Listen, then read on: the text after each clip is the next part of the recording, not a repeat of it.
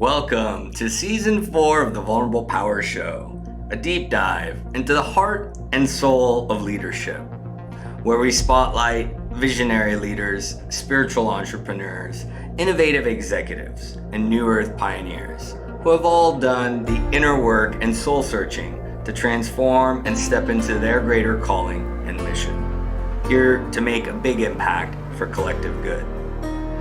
We will share and explore vulnerable insights and potent wisdom in our heart-centered dialogues, so you too can be equipped for the future paradigm unfolding today.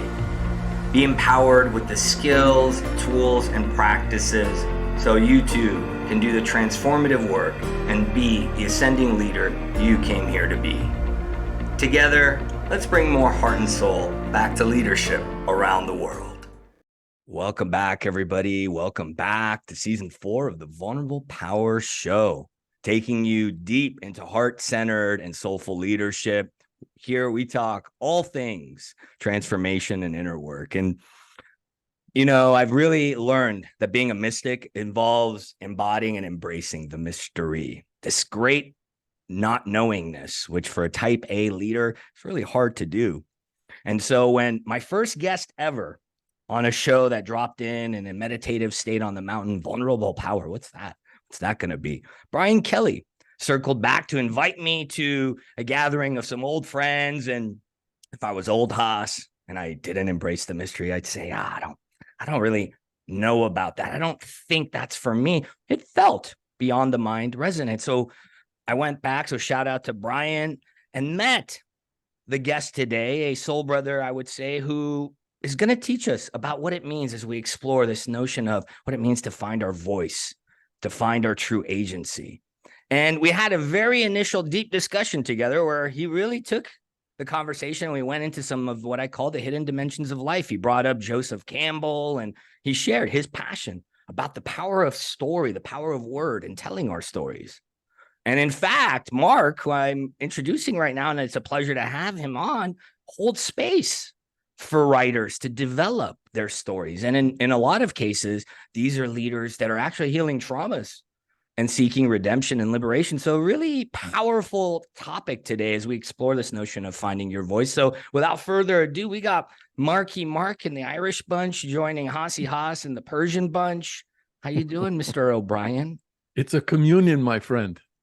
That's why they call it communication, after all. That's right. So we have a green room here, right? You know, the Dave Chappelles of the world, the comedians that I aspire to do stand-up one day with, you know, they have a green room and they puff and they get high on different substances. Well, I like to get the guests high on their own vibes. We do a little warm-up. And Mark said, I want to share with you what I experienced in this, we could call it a meditation or visualization exercise to kind of set our intention with the guests and synergize. So I said, can you share it on camera as we start the episode? And he said, sure, because he's Mark. So yeah, let's dive in there, Mark. Let's dive in there. How you feeling in the green room? Feeling high on your own vibes? Well, high on my own vibe. When you were asking me to visualize, and I do have to tell you, this has never happened to me before. So I don't know if that means I'm a believer, but I thank you for the experience anyway. This is what I saw.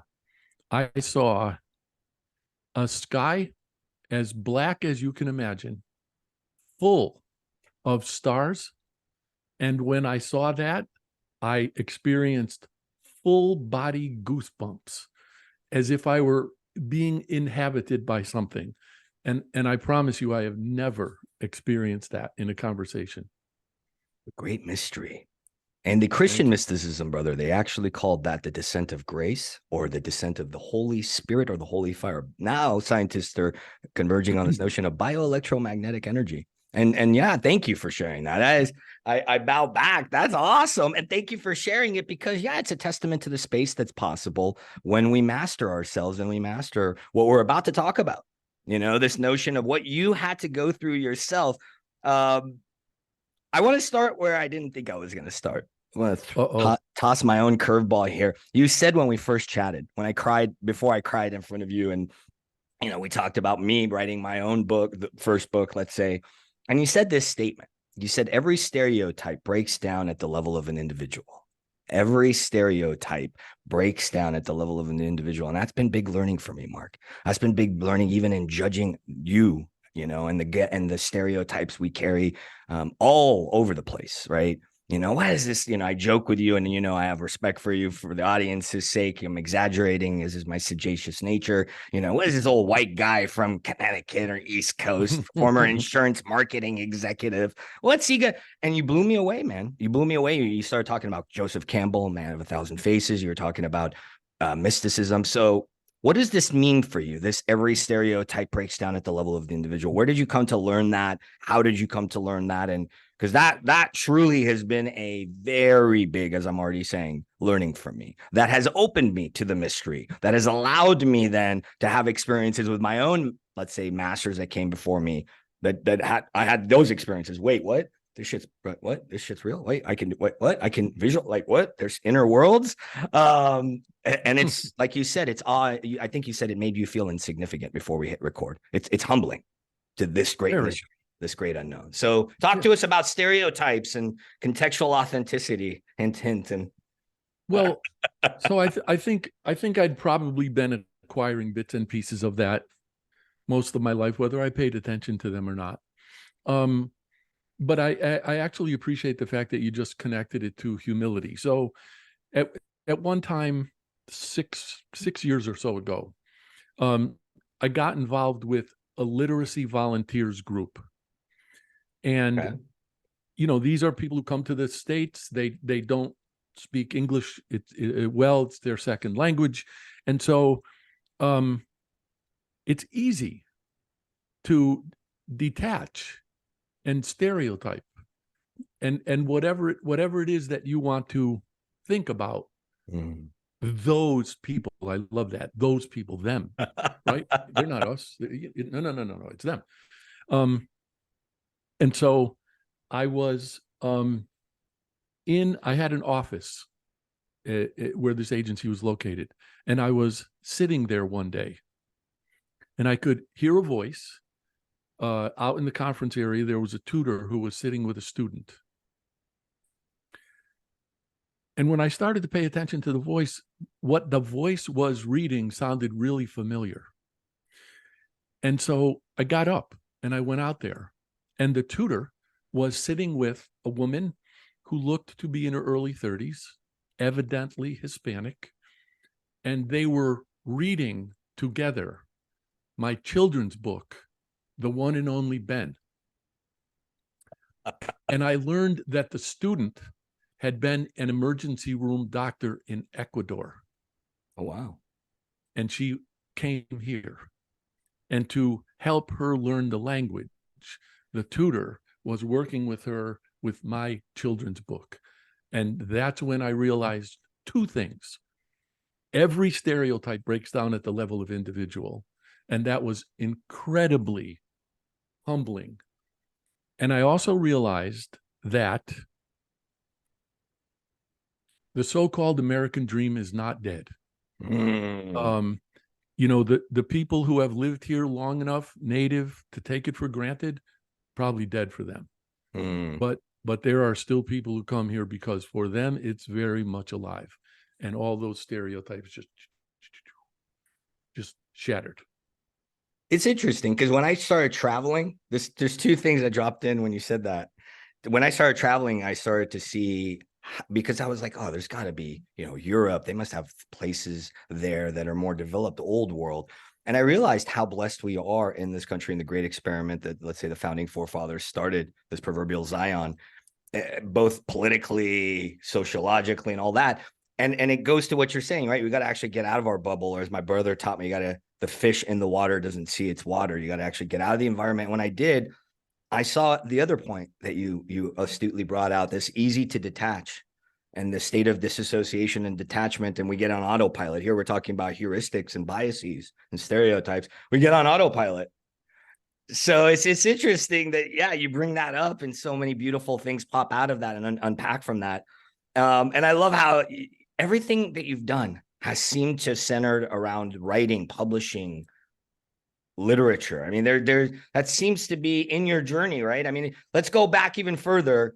this anecdote you shared with me, you said, Haas, I didn't have a traditional upbringing, right? You didn't go the traditional path, let's say. You had your own narrative, your own drum that you beat to, right? Because you didn't do school the traditional way, if I remember correctly, right? So Yeah, take us I back. didn't get to college. I didn't get to college till I was 28. Okay. So like, yeah. So talk to us about that. So let's unpack a little bit of that anxious journey to confidence and owning your own agency and reclaiming your own power. You know, some of that earlier stuff before the literacy group, because I'm starting to see more and more themes as I talk to you around literature, word, publishing, writing, yeah. story. I think in this context, we could define out any way you want to. Okay. But I recognized, I have no idea how or why, but as young as I can remember, I recognized that writing was my way out. Ooh. What does that mean? And it came, I guess I'm going to say haltingly. It was always very much on my mind. It was always something that I engaged in. Even when I was doing things to make a buck, like driving a truck and working in warehouses and things like that. And I always knew there was something else, and I always knew that something else, whatever it was connected to writing. So I just kept doing it. Didn't know where it was headed. I'm not even sure I really longed to know where it was headed. I just sort of trusted that it was my chief responsibility to just stick with it. And whatever it is, whatever was going to reveal would reveal. And I don't mean be revealed. It wasn't, an external or a third party anything. It would reveal. And it did. So how did that look? Start in terms of your journey. What do you feel inspired in terms of some of, let's say, the unveiling, the unfolding, the unpacking of Mark as this is beautiful. You're talking in mystical language. There's something else out there, even when I was working in factories, and I trusted without knowing where I was headed, and it will reveal itself. That's English parlance for mystical mindset. It's having that faith that we're going to unpack later. And I know this is just a completely absurd cliche, but it felt, every halting step felt like getting closer to home, to where I actually belonged. And again, I never felt pressed in any way to understand it. I just knew that I had to do it. I had to follow it. When did you get scared and not follow it? Talk to the leaders out there that I had a lot of those. I don't know if anybody listening had those moments where I'm like, okay, as courageous and confident as I am, and as much as I'm trusting and surrendering, what were those moments, if any, for you? Those hesitations, those doubts, and what did they look like, if any? Well, the doubts were constant. It was just, whatever that is, it was always, well, I don't know if I could do that.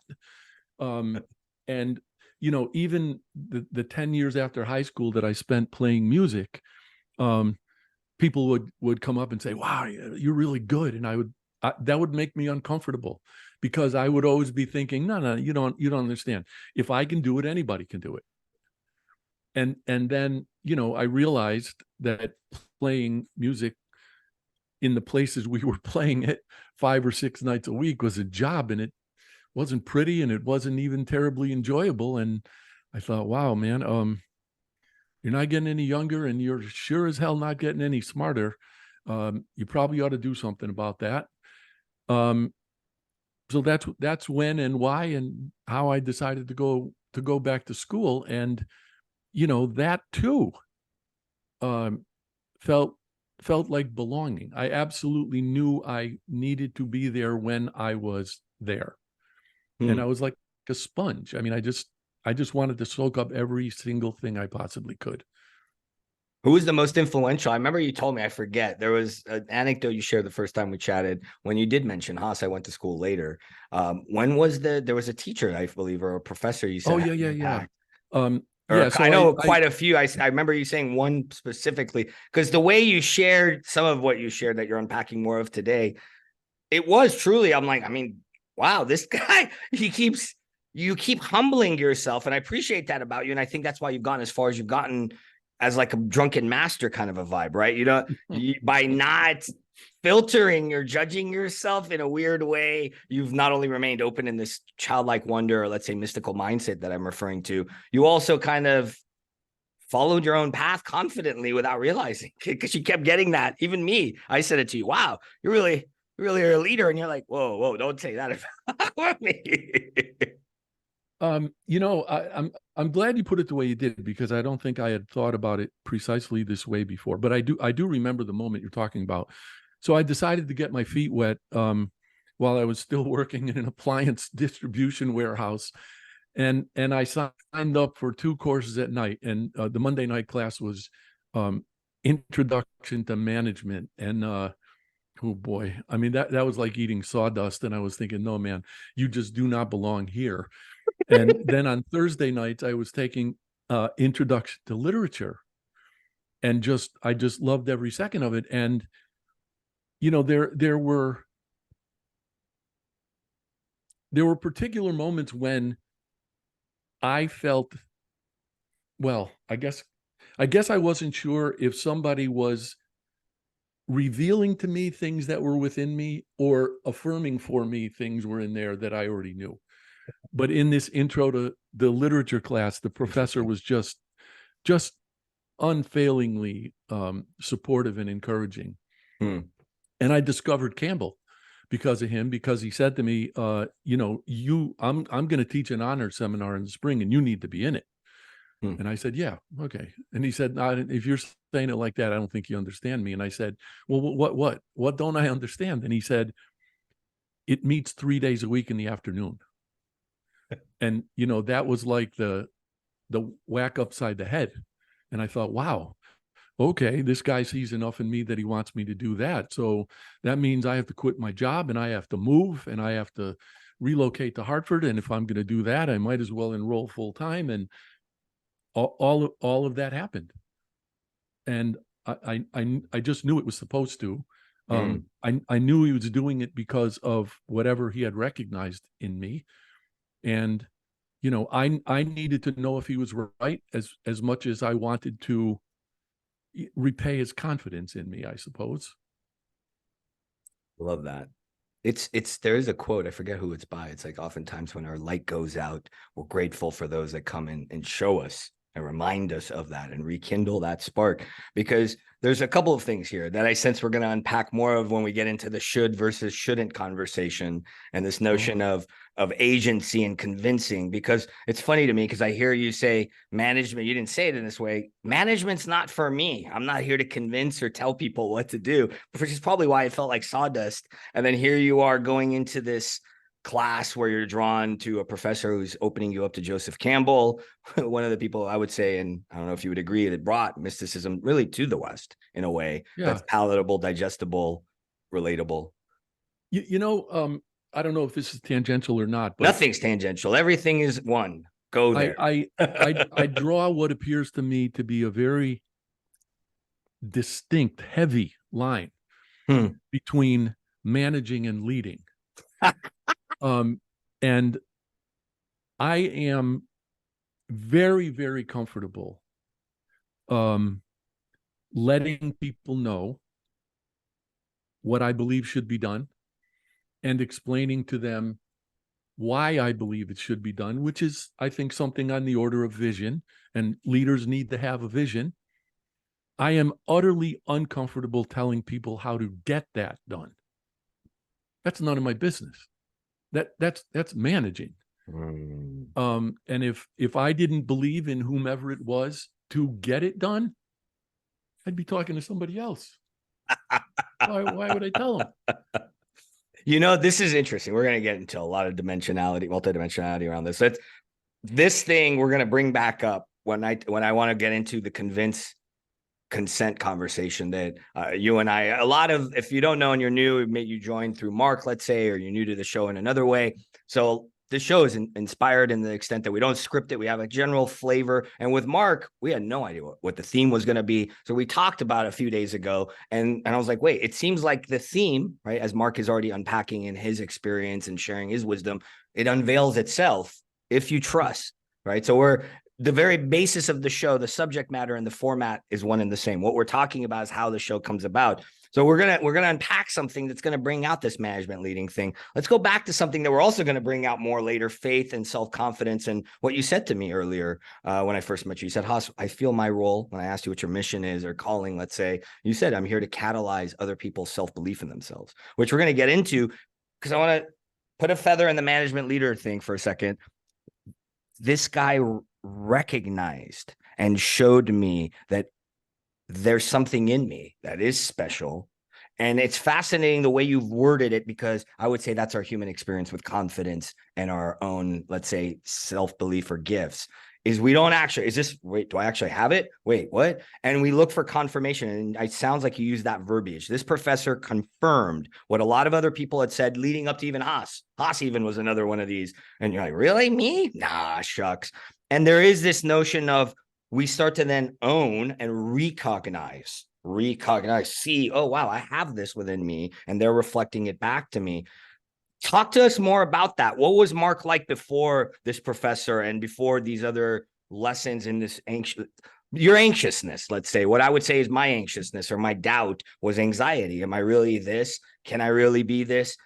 And that's what really gets us out of agency, what gets us out of our voice. What were you like before that? Maybe giving us a flavor will help the audience. It will help me in understanding what you gained from it, because you strike me as a confident dude.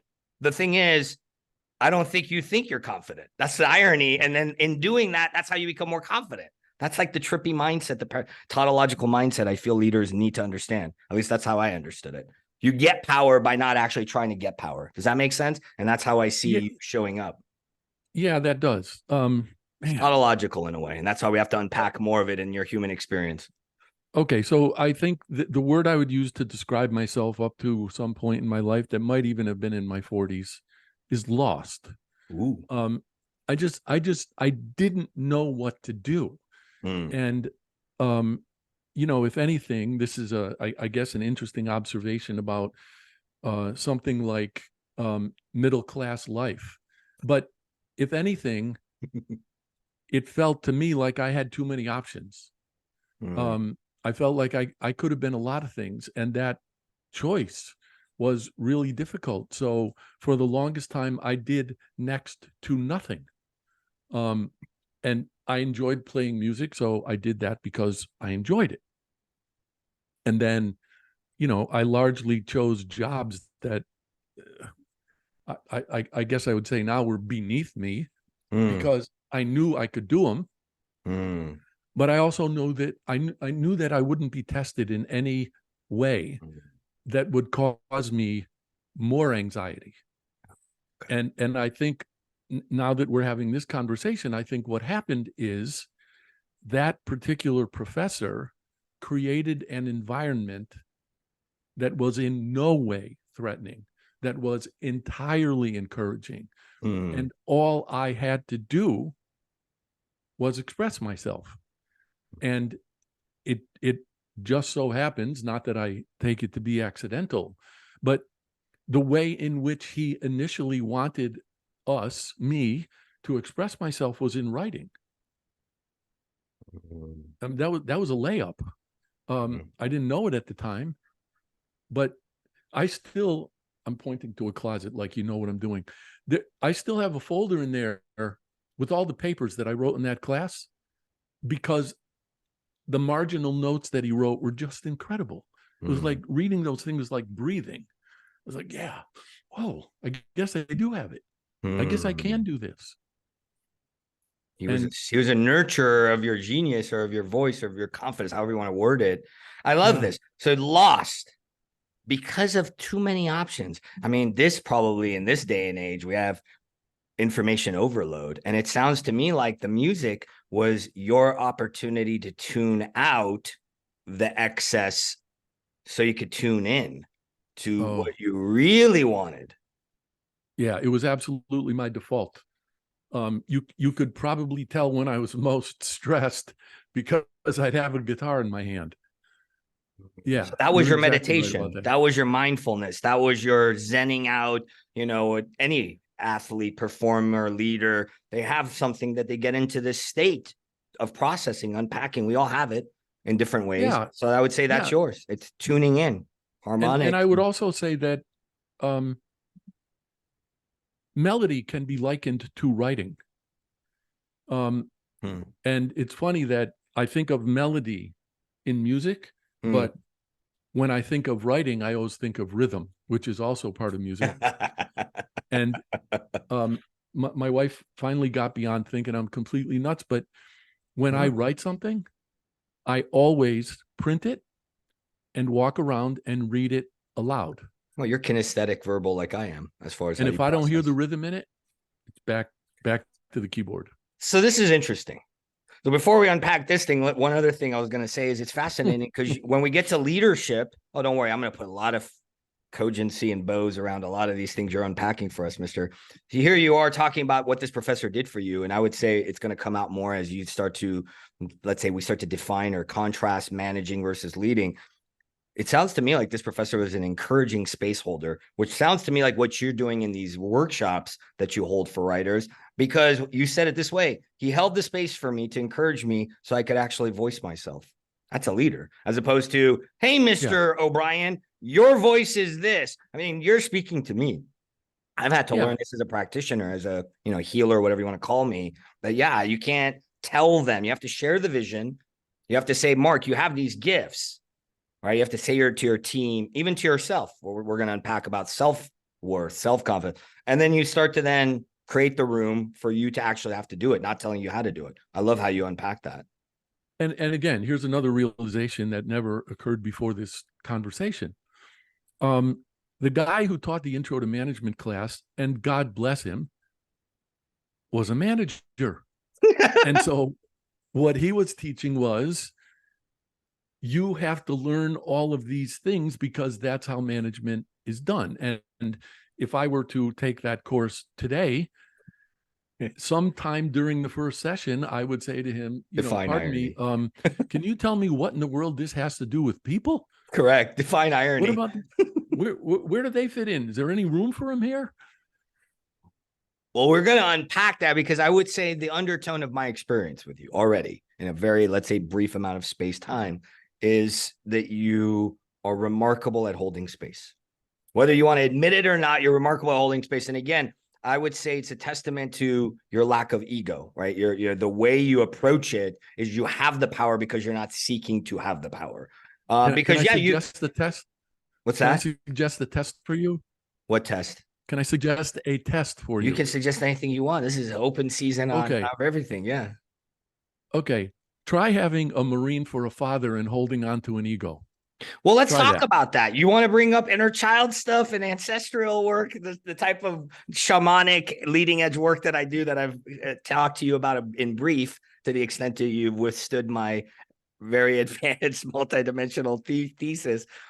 Let's talk about that. And before we do this word thing, we're going to get back to it, because that's what I think you are. I think you're a wizard. You don't realize it. Maybe you don't want to proclaim, because we talk about etymology a lot, you and I would say that's where we need to understand. We're going to start to unpack this once we get over the dad thing and this notion of Haas. I like the rhythm. Haas, it's like you're constructing. I mean, you're a wordsmith, and words have power. Sound has power. That's one of the episodes this season is sound healing. In the beginning, there was word, and that we carry a lot of power, and that authors, the really good ones that I know, are like you. They drop in, they immerse in their work, and in whatever way they're wired, we're all wired differently, their process is immersive, and it is multimodal, and it is in a way weaving. It's not only writing words on paper and telling a story. There is, let's say, an energetics to it, which sounds to me like what you're describing. Haas, I need to feel the rhythm. I need to walk, and I need to feel well, that's wizarding. That's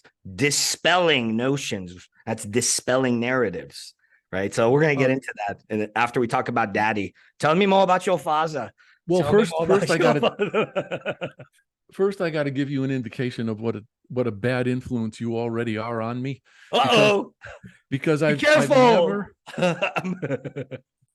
never used the word. I have never spoken the word What word? universality before. Oh no, he's drinking the Kool-Aid. He's gonna believe in climate change soon. No, I'm kidding, erase.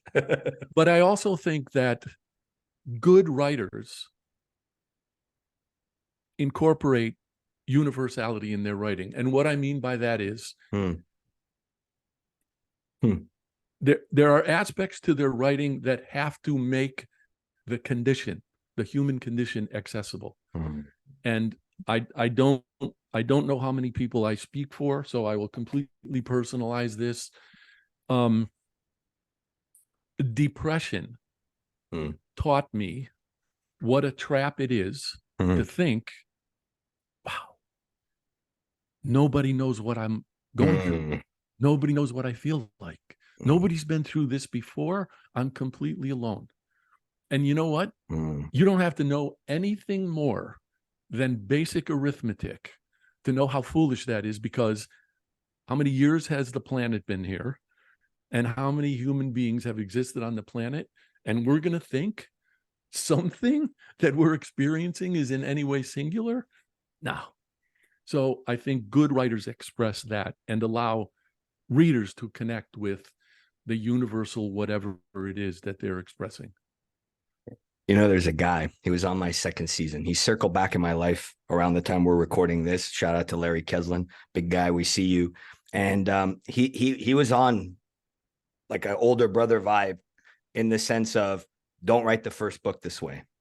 And I think when we connected, I said, I alluded to this former guest and soul brother in the sense that I was like, oh, okay, I've had people have crossed my path that said, Haas, if you write it in this way, it won't be relatable because people will not see the human condition in it. I mean, he was more or less saying that, right? And you said some things the 2 times we've already talked leading up to the show, which was this notion of what you said right now on the show. And then to me, you mentioned, what is this concept of a boon? That's one thing I want you to, if you can speak to real quick, and then we'll get to Yalfaza, and then we'll continue to move on, because I think we're already unraveling what I sensed we were going to unravel, because we're already getting into the territory of should and shouldn't, and the narratives and stories and conditionings, whether we be from a Marine father or an Orthodox immigrant father, however it be that we develop these narratives. We'll get to that in a moment. For now, it's fascinating because what you're unpacking is been huge for me. And then you're saying, Haas, I want to support you in writing your first book. I was like, are you sure about that? Talk to us about boon for mankind real quick. Joseph Campbell used that word, and I hadn't heard it as much as you thought I'd read Joseph Campbell. I may be channeling it. Yeah. Because that's what you're speaking to, is this universality, this story, and how. Talk to us about that real quick. Yeah.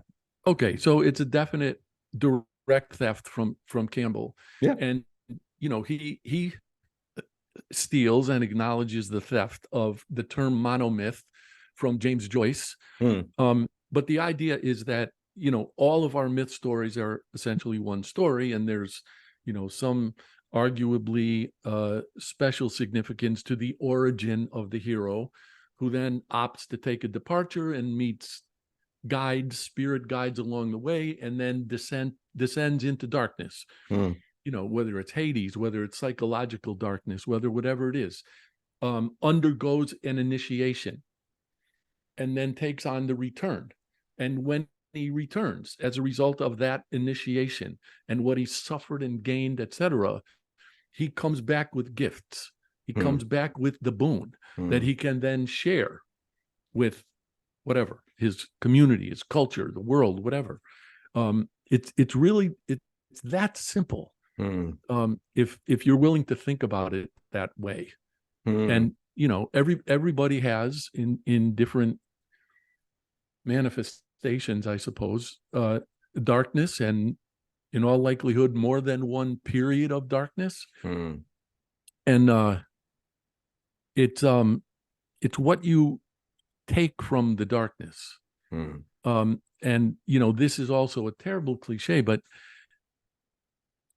depression also taught me that the only thing that can follow darkness is light.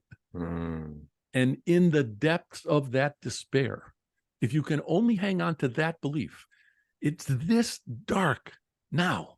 The only thing it can get is lighter. You can get through it, and you'll never be wrong, by the way. Mhm. And this too shall pass. Very alchemical, what you're bringing up. And I love it in the way you're unpacking it, because that's the pain becomes pearls of wisdom for humanity. And that's what goes back to the universality of what you showed me. You showed me what I used to scoff at. There's power in story, which is what we're already starting to unpack and is one of the big themes for today. And in sharing our story, our pain, you're not alone, right? Depression is depressing the voice, depressing the inspiration, depressing the very thing that wants to birth through you. Let's call it creativity. And then not shoulding or shouldn'ting, right? And being, and literally giving yourself the permission to do that. Again, I feel like that wisdom that you're unpacking there is beautifully stated, because I started to realize, oh, that's part of what I will be sharing. And it's more of serving my mission, which is to normalize, as you pointed out, and kind of already starting to prep me in writing the first, or fleshing out the first book, is normalizing trauma. You're like, Haas, why do you want to write this? Right? Well, what's your why? And you said the words, and I was like, oh, okay, I guess that's a good encapsulation in the phraseology of, I want to normalize that it's okay to have trauma. It's okay to heal from trauma and could bounce back from it and come back more resilient and alive. So I feel like that's what you've shown me by demonstrating that, look, you're not alone. So by you seeing that, you've already sparked it in me, so I could spark it in others, which is part of the inspiration for the show, is how can we continue this sparking? How can we continue to activate these leaders? So talk to us about the shouldn'ts and the shoulds that you got from Jofaza, because I know that's something I wanted to talk about, is how do we deal with these stories that we inherit? How do we free ourselves from the narratives and the conditioning to do what you're so already in this first, almost an hour unpacking, walking our own walk, talking our voice. Yeah. I'm assuming you want me to tell you about my experience with that. Well, you said it's hard to have an ego with a Marine father, and mark my words, I'm a man of my word. All right, I want to try. I want to try to tie all of this back to what you were saying, about self-worth, and I also want to tie it to depression. Let's do it. So, don't try. You're going to. There is no try. There's only doing, and you got this, Mark Yoda son. Okay, so I think what you're referring to is an encounter I had in the early '90s after having seen the Terry Gilliam film, The Fisher King, with Robin Williams and Jeff Bridges. Anyway, so I'm going to get a cup of coffee, and I see this homeless guy coming toward me. He's young guy, but clearly a street person. And he's coming right toward me, and he's absolutely making eye contact and not even blinking. So I'm thinking, this guy's going to hit me up for something. I need money for food. I need money for gas. Stereotypes, Mark. I'm kidding. He looks me straight in the eyes, and he says, I'm trying to find the difference between should and shouldn't. I think it's a matter of letters. My freaking jaw bounced off the sidewalk. I gave the guy a $5 bill. But I want to tie that all back to what you were saying about self-worth and depression, because, this is another cliche, but it's about the self. And we experience depression because we're depressing or oppressing the self that should be, Jesus, I'm starting to talk like you, that should be coming out. And what boggles my mind and why I write is that we don't have that self-faith. And I've written about this too. I don't know if we surrender it, if it's taken from us, or both. Let's chalk it up to all of the above. Keep flowing. Yeah. So, the whole thing about my Marine Corps father and your fundamentalist father. Good phraseology. I wouldn't have used that word. That's accurate. Keep going. Yeah. Fundamentalist. I completely understand people who need to know rules, and they need to be guided by rules. And maybe it's because my father was my father that I, at some point, even unconsciously recognized, you got two choices here, champ. You can either be like that and spend your life trying to figure out what the rules are and adhering to them, oh boy, or go the other way. Hold on. And In case the audience is wondering why I'm breaking out in hysterical laughter, it's because I literally asked him a few days ago in our last conversation, what do I need to do? Paint by numbers for the book. So I inherited this rule-based nature, says the former full-time corporate lawyer. That's why No. I'm breaking out hysterical. So go ahead, continue. So, you know, We're all for guilty whatever of it to an reason, extent. Yeah, keep going. I went the other way. And, you know, that was, it's easy enough to see that was the cause of the friction that my dad and I experienced for most of our lives while he was around. And, you know, thank God we fixed that before he went, but there was no room for my ego. So I had to, as lost as I was, I had to hold on to my self-faith. It never wavered. It took a long time for it to find its way out, but it didn't waver. I would say is the fire that you kept going. That's like that Olympic torch, which is in a weird way. See, this is what I've come to learn is that the deficits we experience, let's call them the traumas, the whatever the curriculum, however you experience it, whatever the deficit, whatever the experience, you know, the fundamentalist father, the Marine father, let's say if it's the converse you had, mother or father, you had a, let's say, liberal, or they were loose, or they were absent, let's say, as a converse of the energy you and I experience. Either way, that is what we've chosen, is my perspective on it, to have whatever curriculum we're here to experience. So in a weird way, that kept you confident and it kept you humble enough to keep you ripe. I don't think everybody has that. I think that was a unique set of life circumstances that set you up, let's say, to be who you are now, which I think is everybody's story, right? It's all a story. It's how we unpack it, how we let the story tell itself, as you taught me, right? The story will tell itself. A good story, what is it you said? A good story tells itself. We will have our experience if we allow, and depression is holding that voice down. And that thing you're describing, I don't know why, but the only term that ever occurred to me for it, and it lived right here, colonel. I just thought of it as colonel with the K. Not military. Yeah, it's a kernel. It was seed. always there, and it never abandoned me. Do I dare say you pointed to your heart? Oh, I know that. Do I dare say that in the mystical and the spiritual sciences, they say that the heart is the intuitive center and the gateway to the soul, aka the gateway to the realms above, the truth, the true self. No, you don't dare. No, you don't dare say that. I don't dare say any of that. God, who is this guy? So let's get into this a little bit more, because for me, as I started to prepare for the show and started to, let's say, reflect on, okay, how are we going to do this? How is it going to birth through? And where's the inspiration more and more? I started to see, wow, you're unpacking a lot in this notion of what are the stories that we've bought into, and then back to this power of word and the way you weave your writing and the rhythm and all that. What stories are we weaving for ourselves? Right? Because I would say one person could have a military father or a fundamentalist father and have one story and experience, and another could have a completely converse. And I think therein lies the should and shouldn't. Therein lies the power or the choice or the exercise of free will. What are you going to consent or commit to? You use the word commit. Well, how do you define, let's unpack it this way. How do you define the difference between consent and constraint? Okay. Because that seems to be where we're headed in this juncture of, do you consent? Do you choose your own path? Or do you kind of go, okay, life is giving me this. I have a military fundamental father. I have to go within the constraint. So unpack that for us, Mark. When we first talked about this a little bit, you were contrasting consent and commitment. And so now you're saying consent. No, you actually brought that out. What happened is I had the word that dropped in for me was on this side from my initial conversation with you. What dropped in is, and I pinged it back last time. I said, I see this conversation of consent versus convincing. Because I said there's a guy you have similar energy to who's on the show the first season, Barry Holmes, and he brought up all this conversation around influence versus choice. And I was like, oh, well, you have a similar energy type. And here it seemed to be a continuation or a deepening of that exploration. And then you said, oh, Haas, I see consent as commitment. And I was like, wait, what? And then you unpacked it that way. Yeah.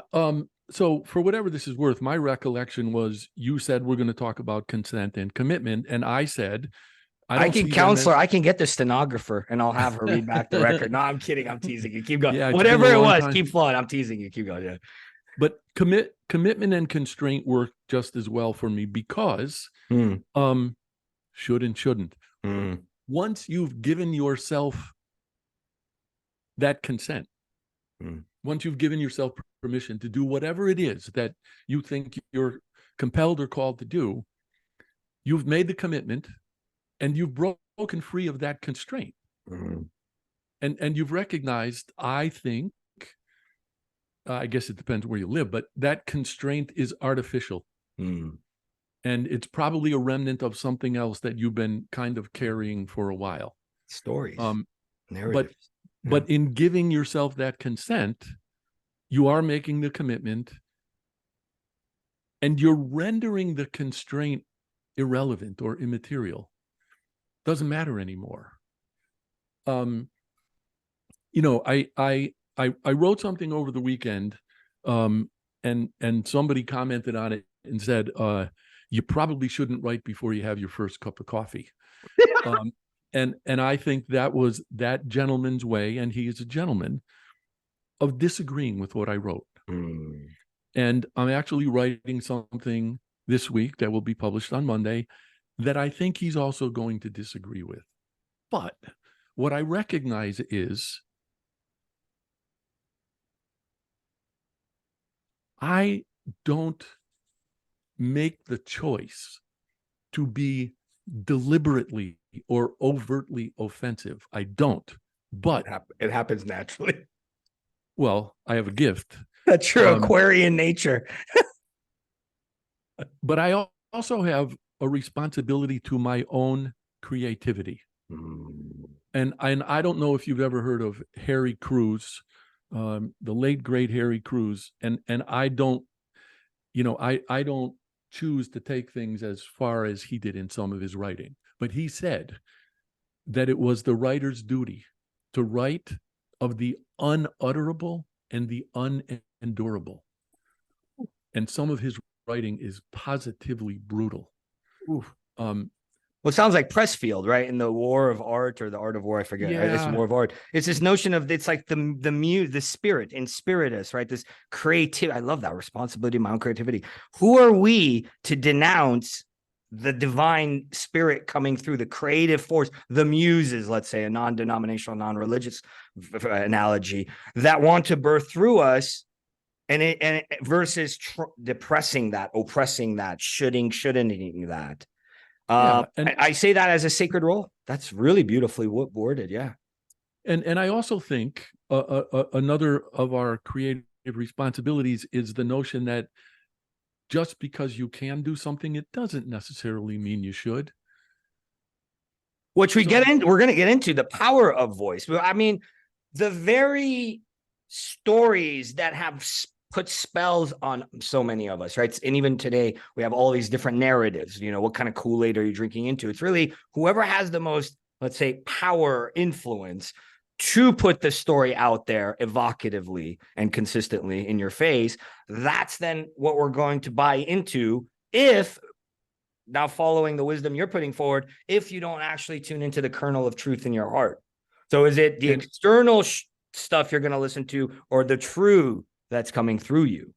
It sounds like if you haven't given yourself consent to question and think critically, that's what we are largely missing. It's how and why we've allowed ourselves to become so polarized. Well, and complacent, because I would say that there's an echo chamber thing happening. The problem in society is, while we think we have innovation, we don't. We actually have regurgitation, and if anything, a lot of copy paste stuff happening. And true voice, this responsibility to creativity that's coming through, and what you're saying is innovative. Nature in and of itself is going to continue to expand. What you said earlier is, in a way, how I see it multidimensionally, is when you commit to yourself, when you go to the truth, you then go beyond stories. You go beyond the constraints. And that's why, so you're not really resisting the constraint, which will continue to persist it. It's almost like the wisdom you're presenting is go within, and then you'll transcend all of that bullshit. You'll transcend what's real and what's not real. And the fluff will fall aside if you really find the voice within. It sounds like It's like stereotypes breaking down. I got into it with a guy. Actually, it ended up in an email exchange, and I cited something from Kenneth Burke.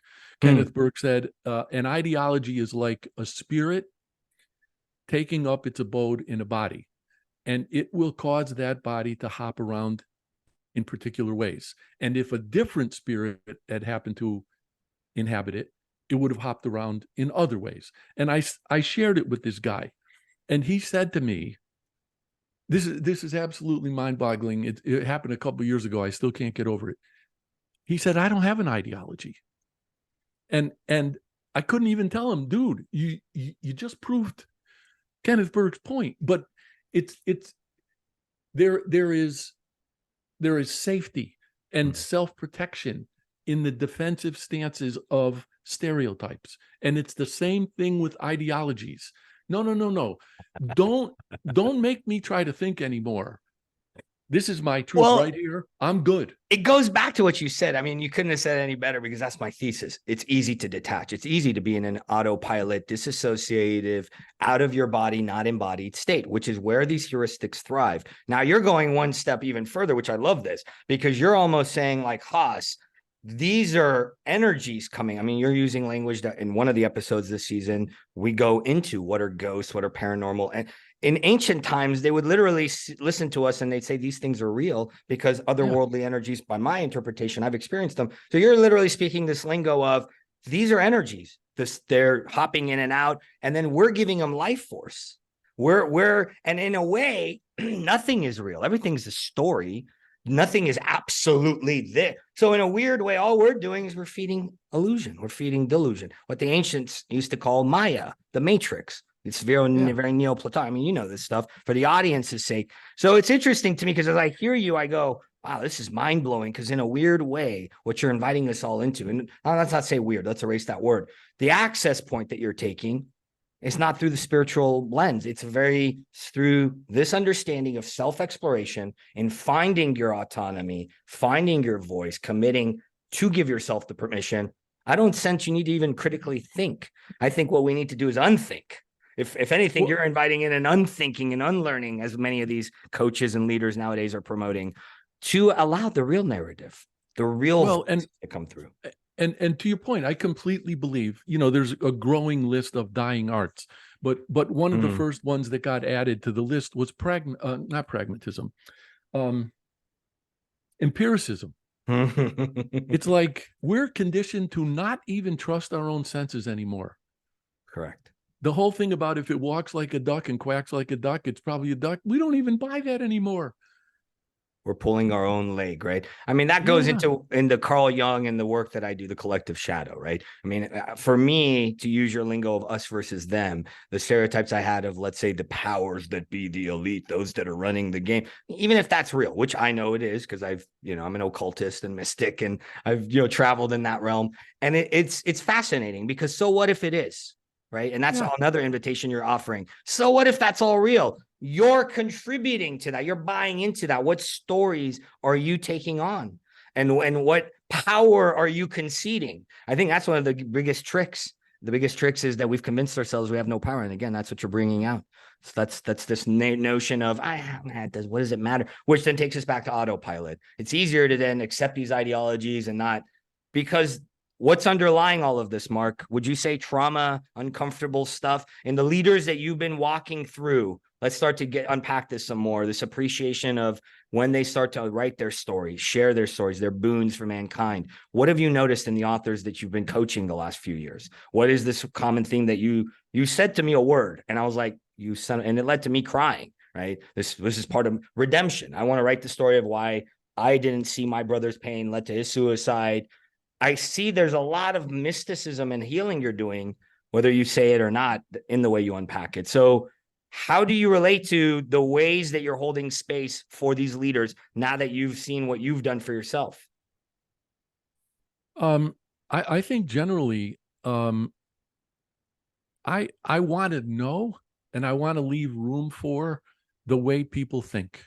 And I approach writing this way. I think about leadership this way. Mm, If I'm right about everything, we are in serious trouble. mm, I can't possibly be right about everything, which means you need to share with me what you think, mm, what you see, how you would choose to express things. mm, That's what's important. mm. And you need to give yourself consent to do that. And I want to go back to what you just said about power. And I think it relates to empiricism, or at least Mm, pragmatism. mm. If you believe that you don't have any power, that means you're giving it to whom Correct. or to what, Correct. right? And why give that away? Well, because energy is neither created nor destroyed. So it has to be somewhere. Whether you look at it as very Michelangelo-esque, because we all have a spark, we all have a access to this universal power, or let's say this inner energy source, bioelectromagnetic life force, whatever word you want to use, which comes from that kernel. I think that kernel is the access point that we have to remember. And at least that's been my experience and my truth. So it's fascinating to me because it was hard for me because let me go back a second. Here we are talking about critical thinking, empiricism, pragmatism, unhooking or letting go of stories, starting to see what narratives we've subscribed to, what narratives we've created for ourselves, and becoming, let's say, unstoried to really find the true nature, the true story, the true creative responsibility.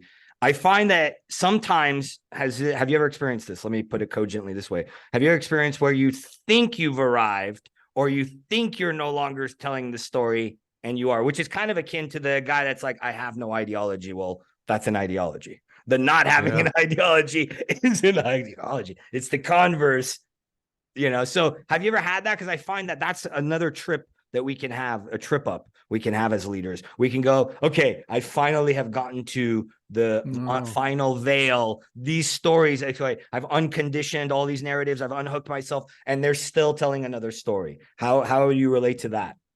Actually, it makes me think of two things. One is some years ago, I read an interview with Stevie Wonder, and the guy who was interviewing him said, "Well, what do you think the best song you've ever written is?" And Stevie said, "I hope I haven't written it, because if I have, I don't have anything to do."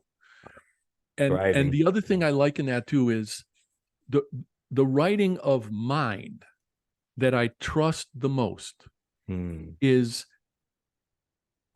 things that I've written that I don't remember having written, and that I don't remember having been compelled to think in the way I was thinking when I wrote that. And so if I would say that's free will versus the what we did in the visualization that you were like, whoa, that was had an impact.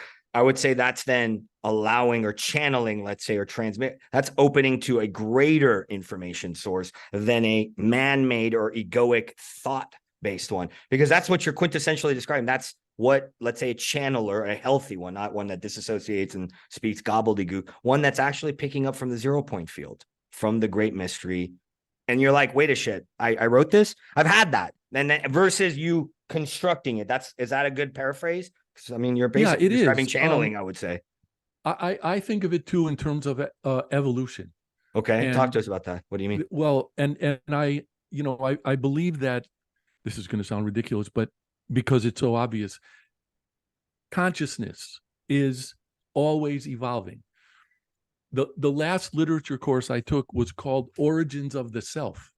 And in this course, the professor said that before the French Revolution, and the only thing we read in this course, by the way, was Milton's Paradise Lost. Before the French Revolution, people were not even psychologically capable of viewing themselves as even bodily differentiated from the kingdom. And so, now we've evolved to the point where we don't even want to belong to cultures, for crying out loud. So you're saying that there's actually a collective intelligence or field that we share, and that is enlightening and constantly expanding, because you're essentially describing a consciousness of society and mankind that was devolved in the Dark Ages, and it's expanded or become higher level, to quote Dr. David Hawkins. It's a higher consciousness stream. Yeah, I do think that's right. And I also think, crazy as this may sound, I think it's a matter of relevance. Hmm. And of all people, Fidel Castro said, the key to aging is remaining relevant. Bingo. Well, you can define relevance any way you want, but you're not going to be that if you're not willing to continue to learn and evolve. I would say it goes back to this theme of the open mind that you keep presenting. I mean, you're not saying those words. That's my verbiage for the mentality or the mindset you're bringing forward. It's this notion of trusting where, I think this is the wording you use, trusting without knowing where it's going to take me. And that there's this kernel that you later said that it's there, knowing it's there, not knowing what that there is, and still having that faith, that word we're going to come back to more in a few minutes, to keep going. I mean, it sounds to me like that's, and yes, I agree with you, because even scientific studies of age in a very bioassay, looking at cellular, that it's only what we believe. It's only once we have a set mind, this is the story, I'm aging. And there was a study, I don't think you may have heard of this, very few, I don't know if I've ever brought it up on the show. I learned this a few years ago. They take, I don't know, 80s, 90s, it had to be like the 90s, early 2000s. I don't know the exact details of the source and citing. I read it in a publication, which is they take a bunch of old timers, 70s, 80s, 90s, take their cells before they take them into a city, much like in one of the Indiana Jones, I think it's the Crystal Skull. Remember, he goes into the nuclear town, and it's like a reconstructed town of that generation where they lived when they were quote unquote young. Same music. I mean, they did the whole nine. They had the content of it's very Truman Show-esque. They had everything. They were immersed in this back in time state for a few weeks. They come out, they take their cells. Their cells had actually reversed aged. I don't doubt that for a moment. And I'm not talking 10, 20 years. Some of them went back 30. It was so mind-blowing. They're like, I mean, now we know with the power of belief and the placebo effect and some of the quantum physics and how it's tying to our great understanding of the ancient times wisdoms. So what you're presenting, whether you mean to or not, I would say the mindset you're presenting now, of constantly being open to growing, to not having a set story, I would say it would be the equivalent of those experiments, because it's only the cells will respond to that. The cells will then say, well, I guess this is my story. If you believe it, you will conceive it. So then, boom. Well, and to prove the point, would you imagine for a second that I'm 175 years old? No, I didn't even think you were 7. When you told me your age, I was like, holy cow. And it's not stereotypes off of looks. It's your vibrance, your demeanor, the way you stayed relevant. I mean, we were able to talk about Batman through all the generations, because you have Batman, a lot of synchronicities in our space to give some data to the audience. And I would say, yeah, you stayed relevant. My father is only 15 years older than you. And it's stark, not only physically, mentally, energetically, emotionally, and as far as power and true agency and voice is concerned. It's how long, my theory is how long you subscribe to the story becomes entrenched. You become encrusted in it. And then to burst out of that shell, then the cells will not respond that easily. I mean, because then the cells have their way of being, and then all the biofunctional, and then to shift, like in that experiment, it's impossible. You're so set in your story. You've given up your agency so much. You've adopted that. And I've come to learn there are no rules other than the rules we've created. And that's where the possibilities become very paranormal for us as a society. So let's back up for a second. Let's get back down, grounded into this home stretch of agency, finding our voice. For me, talking to you that first time when I cried, and we had a really deep bonding and a lot of synchronicity, talking about Batman and the mythology of what it means to go through our shadow and be a, very Campbell-esque conversation. One of the things that really popped out for me is how you showed me, holy cow, okay, there has been catharsis. There has been actual healing in writing the story and actually putting pen to paper. So unpack, I know we've touched upon it a little bit already in this hour or so together. What have you seen being a proverbial leader, coach of writers and having published so much yourself? What have you seen? Because I got this from you. I hadn't really seen this until you reflected it back. I'm like, oh shit. I thought I was unique and my story, my suffering, until you showed me the universality. And I'm like, oh, wow, there's something you're doing here, Mark, that you may not have even seen.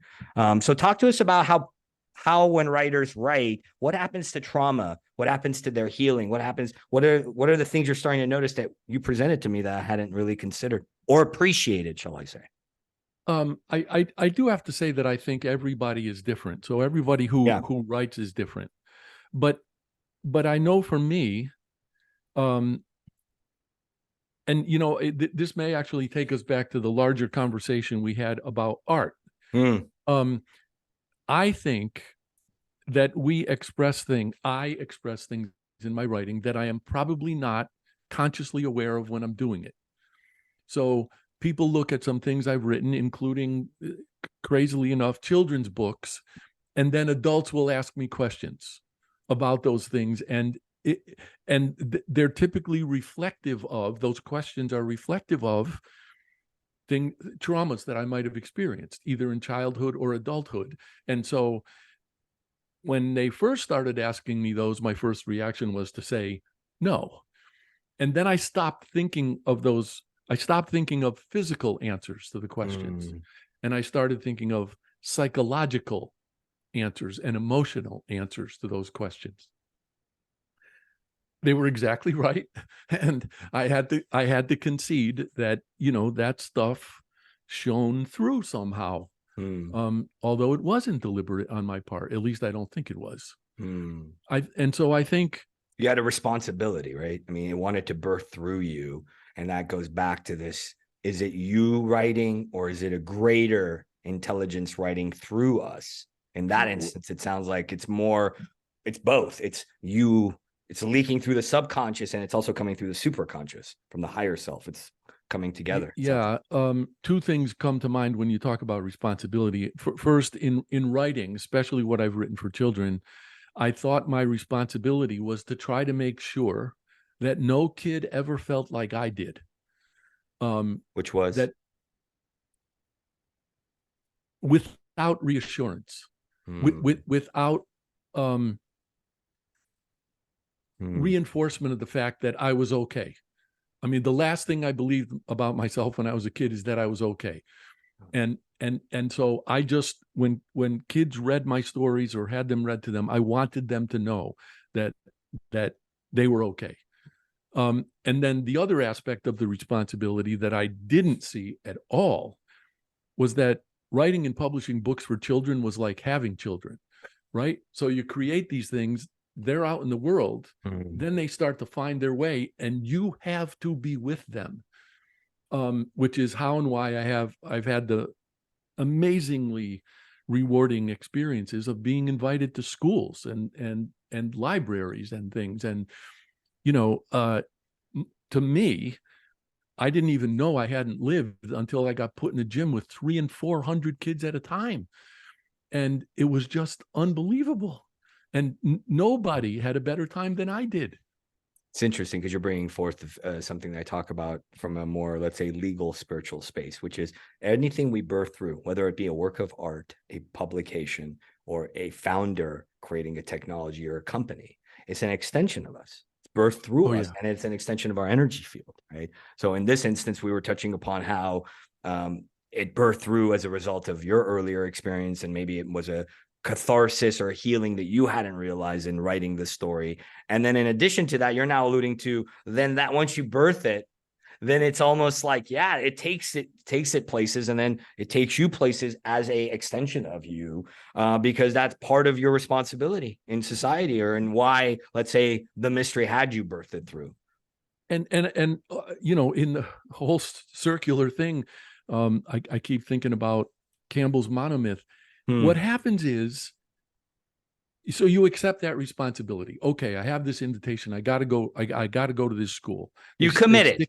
Let's put it in the verbiage of today, right? Let's kind of do all the paint by numbers we've been spelling out. You committed, right? The self-assurance, you confirm my hunch, by the way. The self-assurance you didn't get is because you chose to develop it yourself, which confirms my hunch. You had to become a very which was the opposite of me, which is why I had to learn it in my 30s, as opposed to what you developed, let's say, in your childhood as a byproduct of coping, for a lack of a better description. Okay. And then you committed. Once you committed, you stayed open. And then here you are. You're like, oh, I guess I'm going here. I'm going here. I'm going here. More or less, right? Yeah. And so what the circle gets Yeah. completed when you go and you spend all that time with kids and they start to give back to you your own senses of wonder and curiosity. And you start to think and look at the world like they do. Hmm. And, you know, I always say to them, when I'm thanking them for having me there, I tell them I don't know why they always invite me in the morning.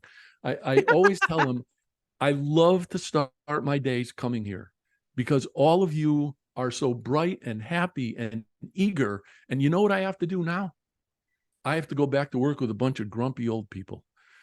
And it gets them every time, but it's true. I would It's say there's a just lot of so wisdom in that. energizing. Well, there's a lot of wisdom in that. I mean, there's a famous Sufi mystic who said something that now quantum physicists have only stumbled upon, which is the universe is like a big dome and it echoes back to us that which we vibrate out into it. Another verbiage for that is what we put into the world, we receive back. So here you are confirming you put out the intention that you wanted to catalyze in these children through these works of art that were being birthed through you. Some of them you're like, I didn't even remember writing that, right? It was literally birthed through you. Let's call it the divine hand. You were a receptive vessel and an instrument, and you were the pen as a human. You literally put the intention, I want these kids to have the self-assurance, the self-worth, let's call it the confidence, their true agency, whatever word you want to use.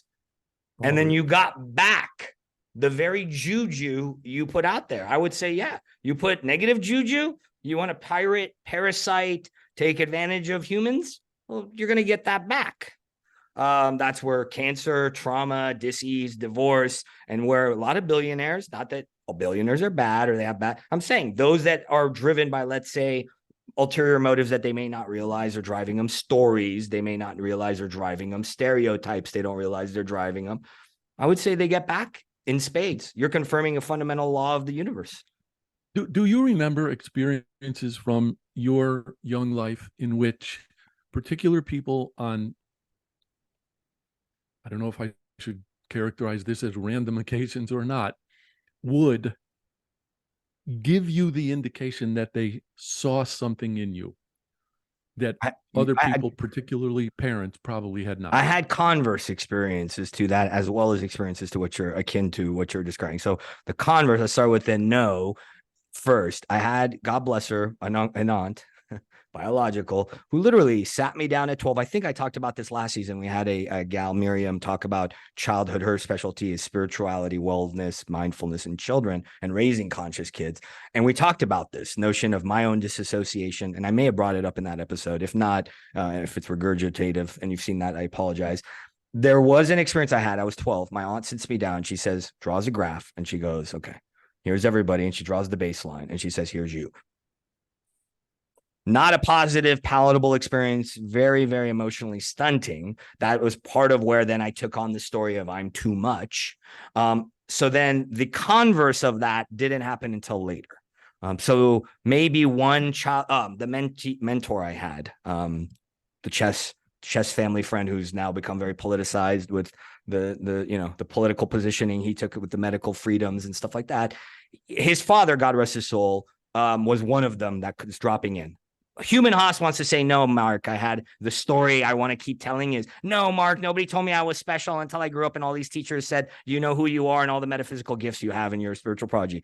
He did. He was one. My mom keeps telling me when I remember in my teenage, and Dr. Bhattacharya, he literally, I don't remember the guy. He died when I was 7. I walked up the street and I saw my brother who passed away giving him CPR. It was a memory that I have burned in my psyche. And I only knew him for a handful of times. He used to take me to church. That guy never said it to me. When my mom tells me, I remember the energy of how he took me under his wing. So the real answer is no, not in the way of, and I think that's what happens with many of us. I feel like nobody actually takes us aside because we have a epidemic of hurt people hurting people and all these people adopting stories. And we didn't have a lot of wisdom around trauma-informed learning and sensitivities and blah, blah, blah. So I would say, good question. And I like how it's coming through.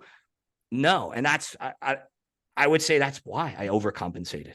I became set in my ways. I was hyper. There was so much going on for me that I've unpacked in the show. And I'll unpack more on a special episode I'm going to do this season, solo episode, first one, about how I became more embodied, because I had to do what you had to do in your own way. I had to start to look at within. What am I telling myself? Is it real? What is real and what is not real? And what is the real me? What is my real power? Where's my real agency? Am I actually talking from overcompensation and wanting to prove my worth? Which I would say people watching the show may have noticed my style has changed in 4 years. You know, so where were you going with this? Because I'm curious, did you have that? Are you implying you had that? Did you have somebody say you're special, Mark, when you were growing up? No.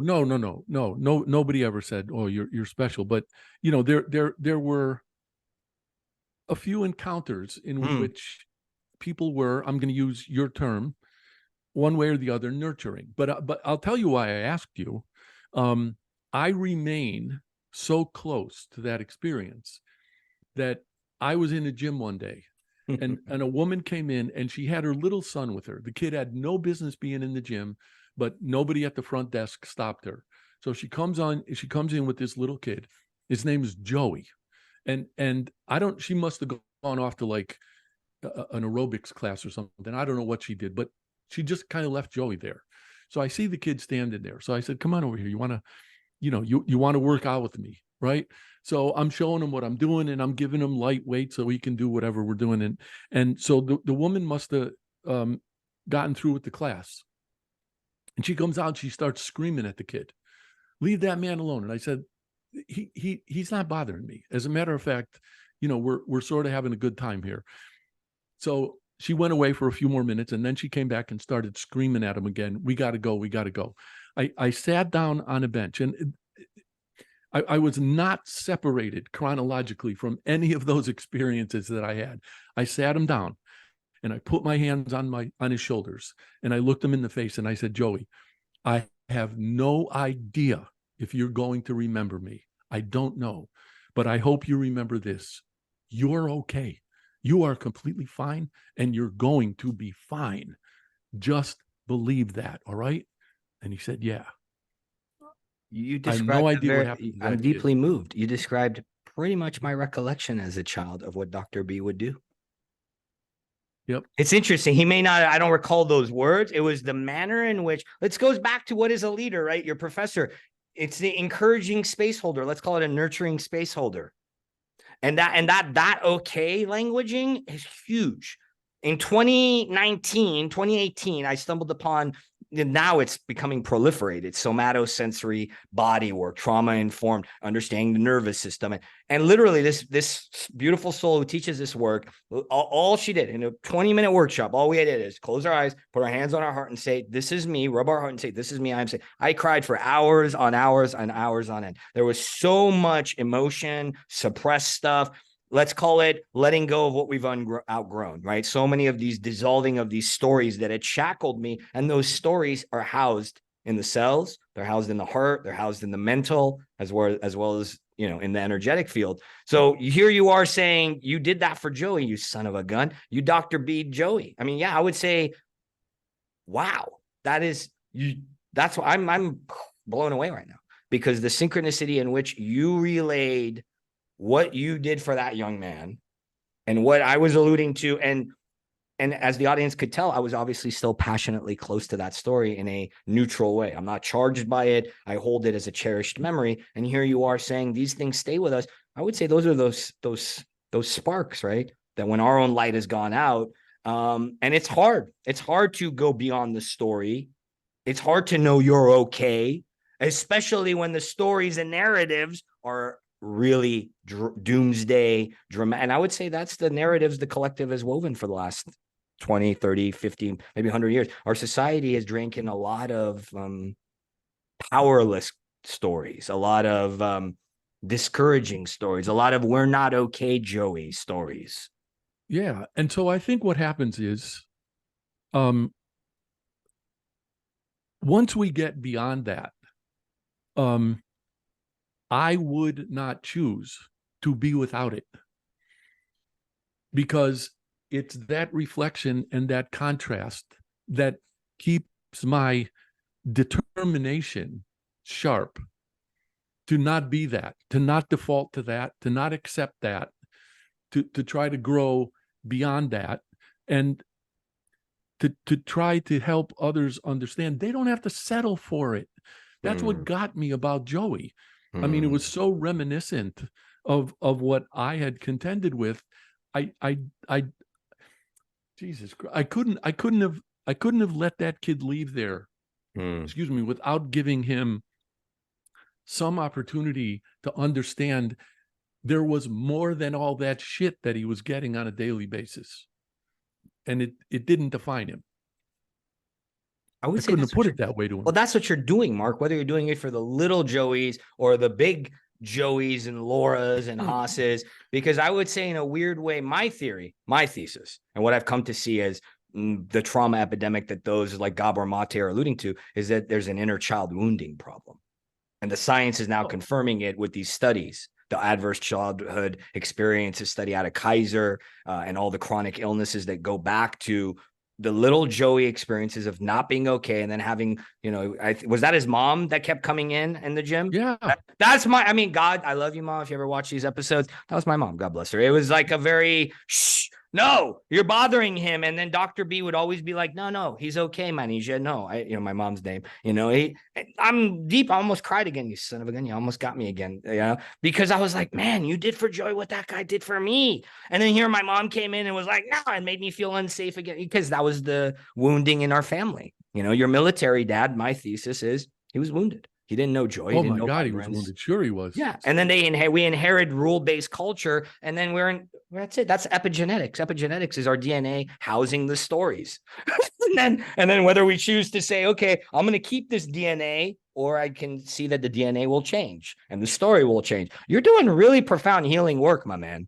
Whether you choose to adopt it as such, because the more I sit with you, the more I go, well, I'll be, old chum.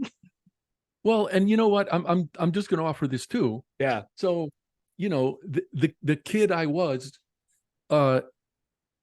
gets to become a parent. So, what do I think is going to happen from all of the reflections of my own childhood and upbringing? I'm not doing that shit to those guys. You're giving them what you always wanted. Healer, heal thyself.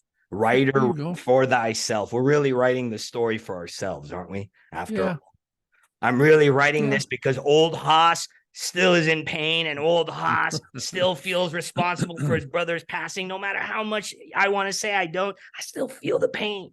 And so I want that story for me. Now I can convince myself, I'm writing this first book for other leaders. It is that. It's not that it isn't that. We discount the importance that we have as the author of our life as much as the author of these stories. And I think related to humility, I think we can also at times convince ourselves that we can or should have more control over things that we do not. And I know I shared a story I wrote with you called The Big Why. Talk to us, Goose. And when I found out the fallacy of control. when I found out that my buddy, the brilliantly talented graphic designer Jeff, had taken his own life in 2005. The very first thing that flashed through my head was, if only I, and then you got to stop. If only I what? Do I really think I could have prevented that? No. I mean, I might have given it a shot. And frankly, if we had been, in geographical proximity such that I could have, and he killed himself anyway, I would have felt even worse. There's just stuff you can't control. It's and in bringing forth these stories vulnerably, it's alchemizing, it's healing, it starts to liberate us, because as you said, maybe it's the critical thinking, maybe it's the juxtaposition on paper that we start to see it outside of us and it reflects it and we go, well, I'm not this. I don't know what the mechanical process or how the unstorying works. All I know is that I can testify that what you're speaking to from my own lens, it's these, the elements here seem to be universally applicable to leaders. So talk to us about faith, this faith of, I did a post a while back, I loved Dead Poets Society. My oldest brother is a famous physician, inspired me with Robin Williams, and I watched it again recently. And in preparing for today, this post and this scene comes forward, and more so as we're talking about little Joey, little Haas's, little Mark's, this notion of the scene with Ethan, what's his name? Ethan Hawke and Robin Williams. And, he doesn't want to share his poem. And then he kind of guides him towards that process of going within to actually yop, I think is the word, right? Uncle Whitman. So I wanted to talk a little bit and round us out in terms of this agency, in terms of finding your voice. Maybe somebody writes their story and never shares it. Many of us may be sleeping on our voice. Many of us may do all the work and not actually yop, actually let it out, actually share it with the world. What do you have to share? What feels inspired to share on the authors, the leaders you work with, or your own journey around resistances to actually know this is worthless? Okay, I found my voice, I've written my story, and then like not pulling the proverbial trigger, right? Which is the scene in that movie. It's like Ethan Hawke doesn't even bother because he thinks he's worthless. So he doesn't even begin because he's like, why bother? We've talked about all of that. Now, what about if you go over all of those humps and then you still are like, I'm not going to pull the trigger, which was me. I'll confess. That was me. The last 2 or 3 years, I've been sitting on an outline, a rough manuscript, and I kept saying I'm going to publish the book. And here you are as a, let's say a proverbial foil. That's okay. I guess it's time to shit or get off the pot. It's time to let out my barbaric yop. It's time. How do you deal with that? How do you resonate with what I'm presenting? Any tips, wisdom, personal experience, resonance? And if not, that's okay. You cited Stephen Pressfield before, so if you've read the War of Art, you're familiar with his notion of the resistance monster. Talk to me, Goose. Yeah. Well, and because that's a juxtaposition to faith and courage, right? The resistance. Well, monster. There's definitely some courage involved. And I don't want to sound arrogant, but I no longer have a resistance monster. I know you don't. So that's why I'm asking you to teach us. you have to be willing to dump it out. So the very first time I got invited to share my very first children's book with 320 kids, I decided that I wanted to engage them in conversation about creative pursuits. I knew I was headed toward writing, and I knew I was headed toward the big question, are you afraid to write? And so when I asked that question, a million hands went up, and I had a microphone I could walk around with. So I went up to one kid and I said to him, he said, I start to write a lot of things, but I haven't finished any of them. And I said to him, and I didn't want to ask him if he was afraid. Oh, no. I said to him, whose stories are those? And he said, they're mine. And I said, who created them? And he said, I did. And I said, so who will decide that they are finished in a way that satisfies you? Beautiful. And he said, I do. So I said to him, then I'm going to share with you the most powerful word I know, and it has exactly 3 letters. And that word is yet. So I said to him, think about the difference between these 2 things. Somebody says to you, well, what are you going to do with that? And you say, I don't know. But what if you say, I don't know yet? That means you're still in it. That means you can still determine it. That means that outcome is entirely yours to determine. I don't know if that answers the question you just asked me, but if we're willing to say to ourselves, yet, what is possible? And we've consented to doing it, which is the same as committing and throwing off the constraints, and we're willing to say yet, it doesn't matter when it happens. It doesn't. I mean, I've got a story that's, I can't even tell you how long I've been working on this thing. And here's all I'll tell you. It's about a guy who all he wanted to do was be in radio, but he ended up going to school for janitorial services. He goes to work at a radio station, and the entire station all the employees go on vacation, and they don't invite him to go. And he's in charge of the vacation. So you know what he does? For an entire week, and I actually calculated how many hours this was, I don't remember now, he queues up In-A-Gadda DeVita, and he lets it play uninterrupted for an entire week. The guy's name is Wilbur, and the story's called Wilbur's Revenge. I haven't finished it yet. Interesting how you're presenting. It's the ways we convince ourselves or we talk ourselves out of not believing in ourselves, or we adopt a story or conditioning or a narrative, and then we give up on ourselves because we don't So think it'll actually become anything. And this goes back to this external seeking versus internal, and the consent, commitment, constraints, etc. And it goes back to the question I asked rhetorically earlier. Did that self-faith get stolen from us? Or did we give it away because, I don't know, we thought we had to conform to something that didn't have anything to do with our self-faith?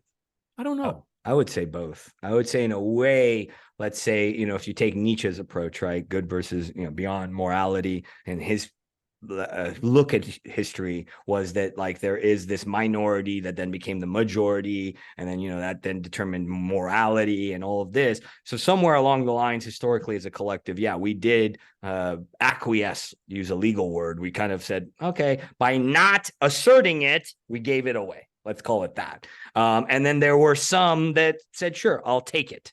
And that reflects within us, that resistance monster, the inner critic voice. That's the part of us that then is outside of us in the collective. If you give the inner critic an inch, it'll take a foot. If you give the resistance monster any room, it'll take all of you. It'll overwhelm you. And I would say that's the brilliance in your confidence, let's say, for a lack of a better description, because you've tangoed with it. Have you? Let me ask it. Let me not presume it.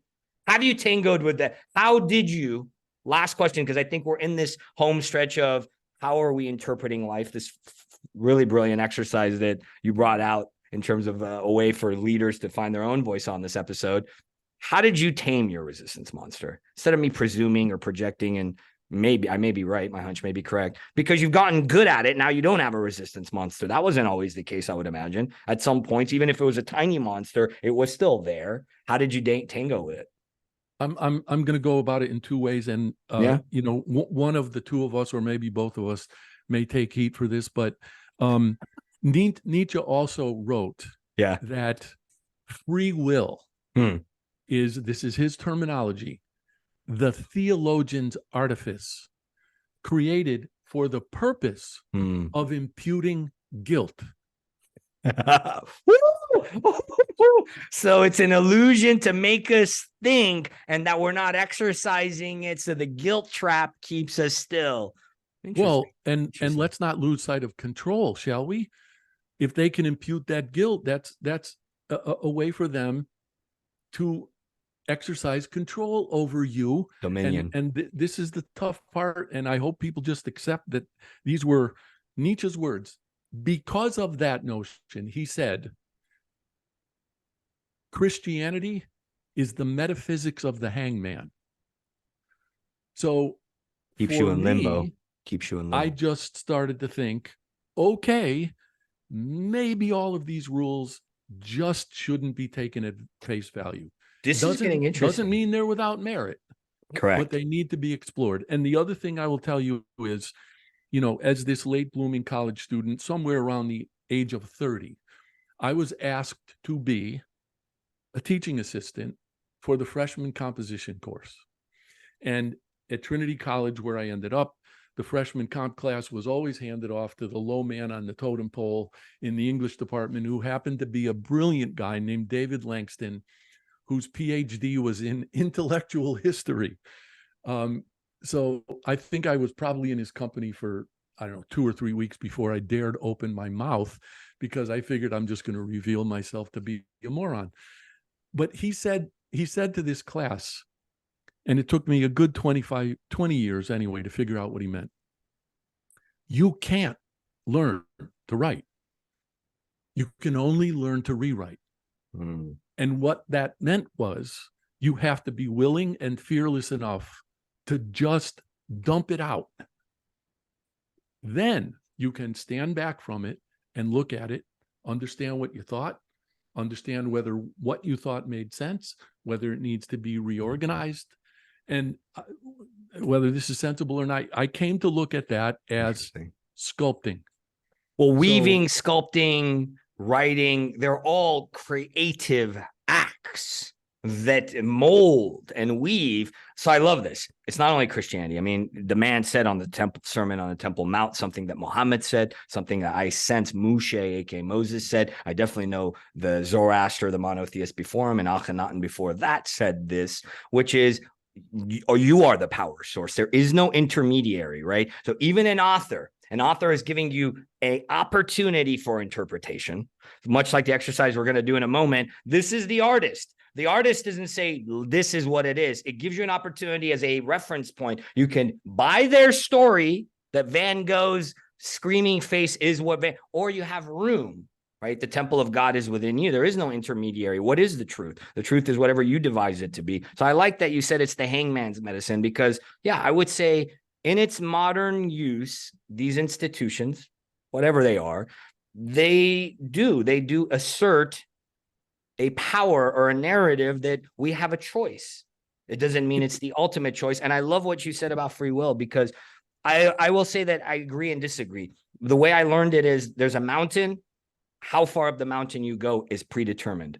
The many choose your own adventures up to that point. And then there's, let's say, set things you're going to meet no matter what, that you're going to have their checkpoints, let's call them. And so in that way, I would say free will is an illusion, right? It is something to make us be controlled. At the same time, if we don't look at it as free will, let's say what you've been talking about, if we look at it as really an exercise of the divine will in our form, then yeah, we do have some power and choice if you choose. Yeah. And don't we believe that we're capable of sensing that divine will? Well, let's ask it this way, Mark. Let's ground it in pragmatism and empiricism. Before we do the exercise, talk to me about what is Moby Dick all about? Let's give it in this analogy. But before you bring the art, seriously, because I think, why tell them? Let's show them, right? Let's give an example of a powerful authority figure that's saying, no, this is the correct interpretation, you puny mortal. What's your experience with that? With this God bless professor and the Moby Dick interpretation story, which leads us to the exercise that you're going to guide us through. All right. So again, as the late blooming college student, I was tasked with writing an interpretation of Moby Dick. So, being the Campbell devotee I thought, well, hell, I'll write a mythological interpretation of this, which I did. And, whether you know Campbell or not, if you can't at least conceive of the fact that Moby Dick and Ahab are archetypes, maybe you ought to just stay home. But so I wrote this thing, and the guy gave me a bad grade, so I stayed after class to find out. And he goes, well, yeah, but that's not what Moby Dick means. I said, oh, what does Moby Dick mean? So he rummages through this. And he pulls out his rules. His absolute manifesto. Here it is. This is the almighty gospel of Moby Dick, you puny mortal. Yeah. And so he reads from his notes from grad school to me about, well, it started. I said, well, thanks, I'm good. And I left. But my takeaway from that was, if you're going to suggest to somebody that their interpretation of something is right or wrong, then you're wrong. I would say that's how it changed my. If you want to make a more specific assignment than that, that's fine. But don't ask for somebody's interpretation and then say it's wrong. Well, you're sucking out their juju, right? You're sucking out that creativity and that's what I was doing, right? To kind of round this out before we go into the exercise, this management leading thing, it was such a learning for me, even through the very circle I met you through Brian Kelly and Mike Vacante and some of this learning for me, because I kept telling him, and it had to change in my healing style and the way I guide leaders in the inner work, is how you got to get from here to there. And I was missing that. No, a leader is only supposed to show them the path, how they get there, what they see, their interpretation, and not to, it's very funny. We have a society that's kind of like doing this. This is my analogy for what we're kind of rounding out. It's like this. It's like, everybody express yourself. Don't you dare express yourself. It's like we have this like Dr. Jekyll, Mr. Hyde pull and push in our society happening between creativity and stifling creativity for hive mind, let's say, for lack of a better description. So finding your voice, buddy, beyond rules, beyond right and wrong, not to sound too Crowley-esque. How can we do that? Is there an exercise that you used to walk people through in a workshop that you told me about? And I was like, wow, that's brilliant. Okay. That's called the leading question for those that aren't lawyers. So I won't go into the story of how and why this came about, but no, do. I actually please do, because that helped me when you explained it, which you explained it with the Moby Dick story. So a gentleman we probably both know decided to convene this thing that he called Salon 360, and he did it right after George Floyd was killed. Shout out to Dennis. Dennis Yeah, P. This Dennis Catalyst Pasocco. crew. And by the way, that guy has given me more opportunities than I could count or that I will ever be able to repay. Hey, you're doing anyway, that for other people. Don't you convened discount this thing. Don't you discount how you do that too? Shout out to Dennis. You also do that for people. You big lug. Keep going. Anyway, we convened this thing right immediately after George Floyd's killing. And so, we had 20, 30 people in the Zoom room, and, everybody was just walking on eggshells, right? I mean, you're not going to walk into a room with strangers in a topic that hot and start dumping your bucket. So we tried to have the following session on the same topic, and it didn't go very much better. So I just suggested to Dennis that maybe what we needed was to let people get a chance to know each other better and to trust each other and to understand that everybody who came into the group was going to be willing to suspend judgment, blah, blah, blah. So I said, here's what I'd like to do. I'd like to invite the first 5 people from this gathering who want to sign up for a writing workshop to do it. And I'm not going to charge for it, and we'll see where it goes. And because I was smarting still from that experience with my Moby Dick paper, I wanted to establish a set of circumstances in which nobody could be judged right or wrong. You created an encouraging space so they could voice themselves, much like your professor, you brilliant freaking leader, you. So should I show you what I did? Don't you shit all over yourself. What's the difference between should and shouldn't? I think it's a commitment. Commitment. That's what Mark is teaching us. That's the only difference between constraint and your choice is what you choose. Do you choose to do it or do you not choose to do it? And I think I may have shared with you that one of my favorite guitar players, Frank Marino, said, think about the difference between I want to do something and I'm going to do something. Huge. So what I determined in thinking about this was my wife is a painter. She just paints completely from her imagination. There was a particular painting of hers that I loved, and I asked her what she imagined when she painted it. And she told me. And it's nothing like what I see in it. And I thought, well, goddamn, that must be art. So if I'm seeing something different from what Anne intended, interpretation of this thing must be absolute fair game. Do you want to see it? Yeah, let's do it. So the exercise, I'm going to be the guinea pig. So we're going to invite you all into, because this is how you told me to do it. And we didn't actually do it because I said, let's save it for live. And so it's fresh on air, is we see things. I mean, it's the very theme of today. And then it's your own truth. So let everybody in the audience, I'm going to do it now. Pen to paper. What do you see? That's what Mark's invitation for this exercise is. What's your interpretation of what this is? I'm going to write it down. And you do it at home. Obviously, you won't get a chance to interact, and then I'll share. And it's all about autonomy, practicing. There's no right or wrong. Hold it for one more second, because I want to actually look at it. I was talking and blabbering over myself. Look at it, and then I'm going to, oh, wow. It's everything we've been talking about. It's coming up in my head. Thinking, what does this mean? Oh, my God, am I going to be right? Am I going to look foolish? And then also beyond that, there's ideas coming through. I'm seeing things that my brain is like, what does that mean? All right, now I'm good, Mark. Now I'm going to start jotting down.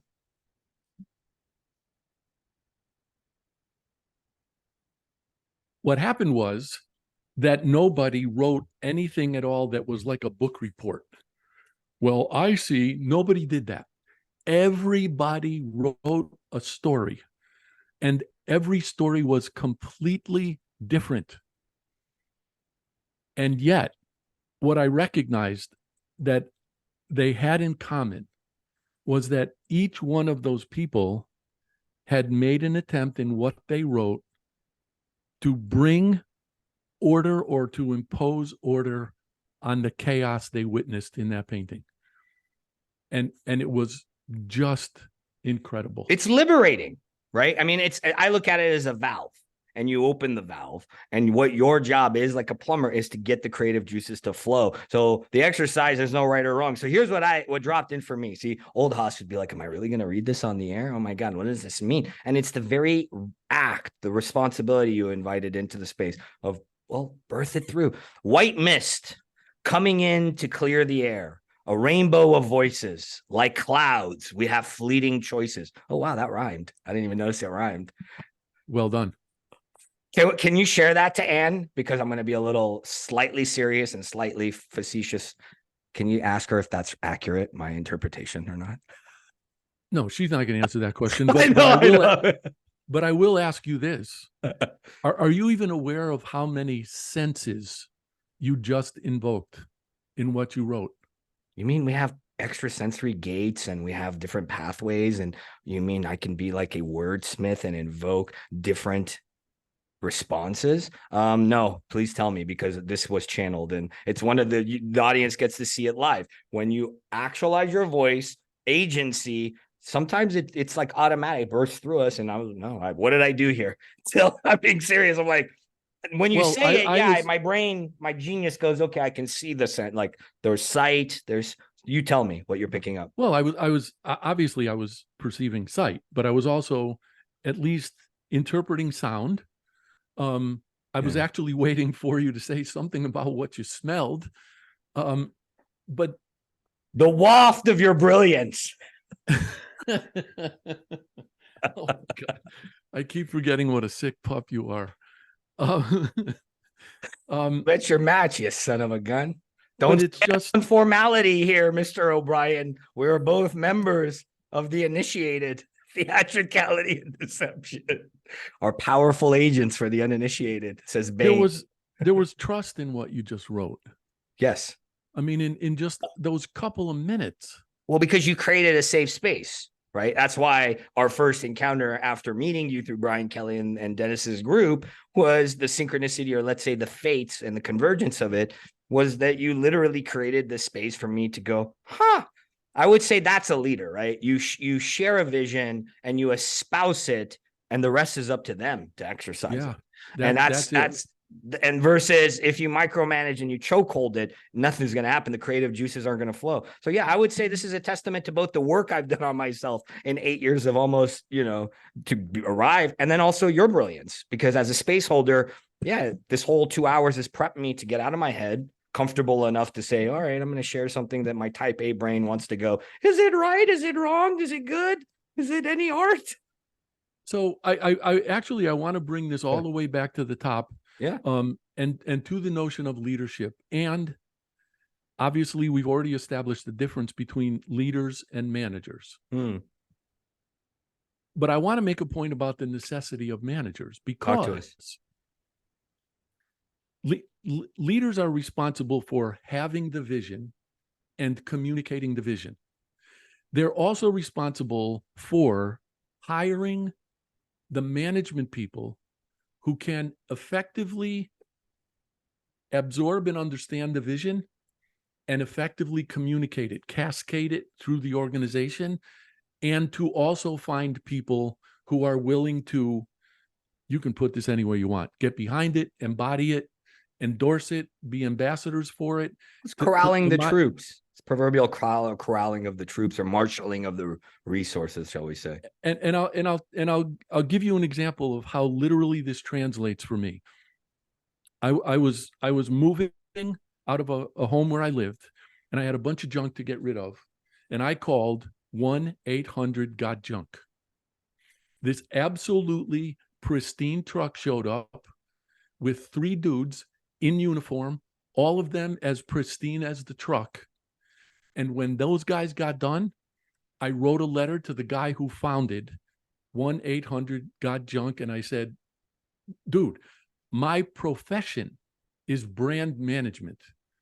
And what I just witnessed was as solid an example of consistent branding as I've ever seen. And none of those 3 guys in your uniforms acted like it was just a job. That's the product of leadership. And there's a role for managers in that, is what you're saying as well. Yeah, but in the way that leadership was established and cascaded, those 3 young dudes in the uniforms completely bought in. The vision, yeah. Well, because they were in alignment, is what you're saying. And so that goes to that energetic extension. They were in alignment with his vision because he had enrolled them in it as in a healthy way, so to speak. I'm going to put it in a slightly different way. Yeah. They were allowed to align with it in whatever way they could. I like that. Choice. Because they're not robots. Choice. So they found their own ways to connect and attach to that and to fulfill it and be happy. We can go another hour on this, because that in and of itself, I've heard some practitioners say more in the coaching space that what you ideally want is a workforce that each person is free to find their story or interpretation in relation to the brand's why, or to the entity or organization's why. So there's a lot of cross applications to the work that you do, the power of story, narrative, wordsmithing, and being able to, because there's a lot to be said around what we've already discussed, the evocation of what the brand makes you feel, how you feel, how it describing, I did trademark law, we can go on and on, how it describes, evokes, et cetera, et cetera. I like the undertone of what you're bringing out, the choice that they weren't corralled into. And that's what made it such a pristine brand. I think this goes to Pink Cow. I think was it Seth Godin's Pink Cow, the whole Pink Cow movement of marketing. Marketing is moving from we develop a product and wrap the marketing around it, to it's the product and the marketing are one. And his whole thesis, if I'm probably slandering it, it's been a few years, it was an influential book for me. My brother told me to read it, because what I realized is kind of what you're talking about in a way, is that you want to develop fans that are passionate, or he likens it to obsessed with you, because you're aligned and you're not like concocting a story around it. It's an authentic extension of you, which is where Seth Godin goes down this rabbit hole of the book is titled off of a hamburger stand in somewhere in the Midwest called Purple Cow, that you would think, how does this place stay in business? Because they have a loyal following, because they're unique. And I think that's what's growing in the space now, whether it be LinkedIn or not. And I'm sure you've seen it and do it in your work, that marketing has changed from the days you used to do it to more relational based marketing and all the stuff we're seeing now in social media. So I'll give you yet another example of how simple this can be. Yeah. Obviously, left to our own devices, we're going to complicate the hell out of everything. For me, and we always ask our clients, if after we've created or restaged the brand, if we can talk to everybody in the company about it and about what that brand means. But because that will give them their individual opportunities to connect with the brand. But here's the simple way to look at it. How are you going to respond more positively if you think you're being leveled with, or you think you're not being leveled with? It's that simple. It's about transparency. Well, people aren't. It goes back to constraint. If you want to apply that variable to it, it's if they get the sense that you're trying to Trojan horse them, fool them, influence them, guise it in a way where you're trying to put a constraint as something that it's not, then yeah. And I think that's what's happening in the workforce with all of these different movements that are failing. Even the latest ESG and how it's a hoax. It's not what it's, again, what I feel we've been doing the last 2 hours is really multidimensionally and practically looking at the exploration of how do you find the true voice? How do you find the true expression and essence or creativity versus adopting conditioning or buying into something and then complaining about it. And I think, again, you illustrate that if an organization is congruent, when you look at it at a very nuts and bolts business development level, yeah, it's the same application of what we've already talked about. If they've devised their own story through their free will or through their commitment, it's going to gel, it's going to land, and you're going to have ikigai, is what Seth Godin calls it. It's the passion. It's going to exude, and you'll amass a following. That's where you go like this. Yeah. Would you agree? Would you agree? I mean, more or less. Yeah. In the work. Yeah. Okay. And when we were talking about writing, you cited courage and the courage to do it. I think courage is a necessary aspect of leadership, because you have to have courage, the faith in your vision. You have to have the courage to articulate it clearly. You have to have the courage to let people embody it in the way they will. And you have to have the courage to be transparent with them. And if you do those things, you're going to be rewarded. I have never seen it fail. Would you say a minuscule analogy of that is how I showed up before we hit record? And I told you what I do. And I said, okay, let's do a little experiment and prepare. And then in a weird way, let's say, ironically, I invited you into the vision. And then you were like, oh, the spiritual stuff may have something to it after all. Yes, and I will say this again to add to what you just said. I never expected to experience what I did. Well, that's because you had back to square one. We're back where we begin. A good story, right, comes cyclical, as you've even said in the Campbellian way, Joseph Campbell way. You know, in a weird way, we're back full circle because, yeah, you had no expectations. You went into it, right, with this, what will it be? There wasn't a should or shouldn't. There was a blank slate. It was tabula rasa, so to speak, as they would say. Wow, here's some really perverse stuff for you. There's also a little bit of fear because I was thinking, okay, if I'm afraid of this, what will I miss? And so I had to dismiss that. It was there, but I had to dismiss it. That's a beautiful thing. There we have it, folks. You'll never know what you'll find when you start to question the stories. Anything else, Mark, to wrap us up? I want to share one thing from one of my favorite philosophers. Talk to us, Goose. Mike Tyson. He was being interviewed. He was being interviewed by a guy who said, you know, one of the things that I most admire about you is the fact that you're not afraid. And Tyson looked at him like the guy was loony, and he said, "Not afraid. Do you have any idea what I do for a living?" And the guy said, "Well," and he said, Have you ever stripped yourself to the waist and got into a ring with a guy whose job is to hurt you?" And the guy's like, and Mike said, "Here's the thing. Fear is energy, and you have to find a way to make it work for you." When was that interview? Well, it was while he was in his prime, that's for sure. So this wasn't even post ayahuasca spiritual Mike, because Mike Tyson's done a lot of inner shamanic work recently, I've come to learn. So I'm going to share one other thing with you, which is that I've always believed, that Tyson was a guy, thank God he's found the peace he has. He's always struggled with his humanity. And I don't know if you noticed this, but you can go back and watch every single one of his fights from his young career. After he knocked the dude out, he got to the guy as quick as he could and kissed him. Well, he was a wounded inner child. And I would say we're all Iron Mike. I would say we're all grappling with our humanity if we're going to put a bow on this episode, because I would say that's why it's quick to stereotype. Because it's easier than to face the drudges of humanity, the things we've swept under the rug, whether it be individual or at a macro level. And then to look at that. And I would say that was Mike's journey. I saw his Hulu biopic. It was the first couple episodes were good, and then it kind of tapers off. And yeah, I would say quintessentially he had inner child wounding. And you see that with the Michael Jacksons and a lot of these high profile celebrities, because they get thrust into the limelight too early, and the wounding gets exacerbated. And you see the lost child. And I would say that's a quintessential lost child. He was a sensitive soul, and he was like, little Mike would hug and kiss the opponent and say, "Are you okay? Are you okay?" And that's the war within us. And I would say that is what I loved about our first encounter, because you said something to me and you said, if only we could all come alive more. If only we could all, I will rephrase it, if only we could all be more human, not think it, be it. And in writing our stories, finding the agency, doing the work that you do and you espouse, it's a good access to that embracing of the humanness. Thank you. You're welcome. And thank you, Mark O'Brien, everybody. And see, he's still alive. He's still alive. He didn't spontaneously combust.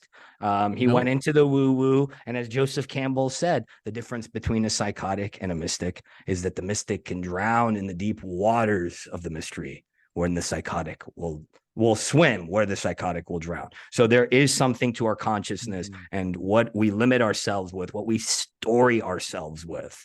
And as Mark has shown us today in this exploration and this fun, both in the exercise of how do you interpret it, how do you cast your story, all the way down to the courage and conviction to actually stand in your truth and to inspire little Joeys and also other adult leaders around the world. So Mark, thanks for being here with us, brother. Look forward to seeing what's in store down the line. And thank you for being here for another episode of the Vulnerable Power Show. And we'll look forward to seeing you again on another episode this season.